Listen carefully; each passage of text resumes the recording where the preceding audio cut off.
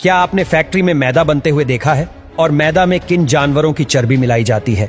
मैदा खाना हमारी सेहत के लिए कितना जानलेवा माना जाता है?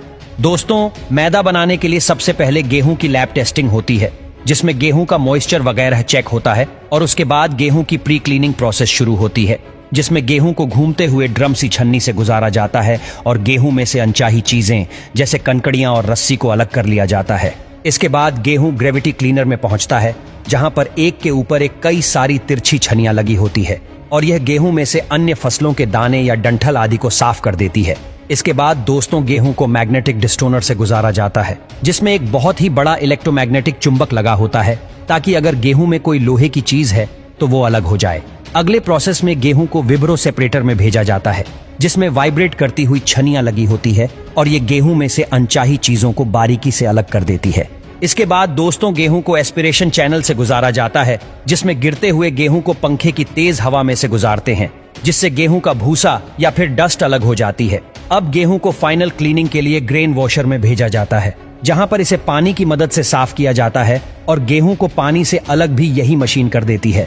इसके बाद इस गेहूं को ग्रेन ड्रायर में डाला जाता है, जिसमें इलेक्ट्रिक हीटर और पंखे लगे होते हैं जो गर्म हवा छोड़ते हैं और इससे गेहूं को सुखा लिया जाता है। अब यही से गेहूं को कन्वेयर बेल्ट की मदद से स्टोरेज सीलों में भेजा जाता है, ताकि गेहूं में कीड़े ना पड़ जाएं।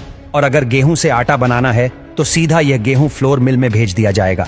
लेकिन हमें तो मैदा बनाना है और इसीलिए इस गेहूं का मॉइस्चर बढ़ाने के लिए इस गेहूं को टर्बोलाइजर डंपर में भेजा जाता है, जहां पर गेहूं को पानी में मिलाकर मिक्स कर लिया जाता है। इसके बाद गेहूं को 10 से 12 घंटों के लिए होल्डिंग टैंक में रखा जाता है, जिससे गेहूं के बाहर का ब्रेन लेयर सख्त हो जाता है। इस तरह से दोनों के टेक्सचर में आया डिफरेंस मैदा बनाने के लिए बहुत इंपॉर्टेंट है। अब गेहूं को क्रैकिंग मिल में भेजते हैं, जिसमें 2 रोल लगे होते हैं जो अलग अलग डिफरेंशियल स्पीड पर घूमते हैं और इन दोनों रोल्स में थोड़ा सा ही गैप होता है और जब गेहूं इनमें से गुजरता है तो वो पिस्ता नहीं बल्कि अखरोट की तरह क्रैक हो जाता है और यही से ब्रेन, जर्म और एंडोस्पर्म तीनों गेहूं की लेयर्स अलग हो जाती है। अब इन तीनों लेयर्स के मिक्सचर का पाउडर बन गया है और इस पाउडर को अब प्यूरीफायर से गुजारा जाता है, जिसमें अलग अलग होल की छानियां लगी होती हैं।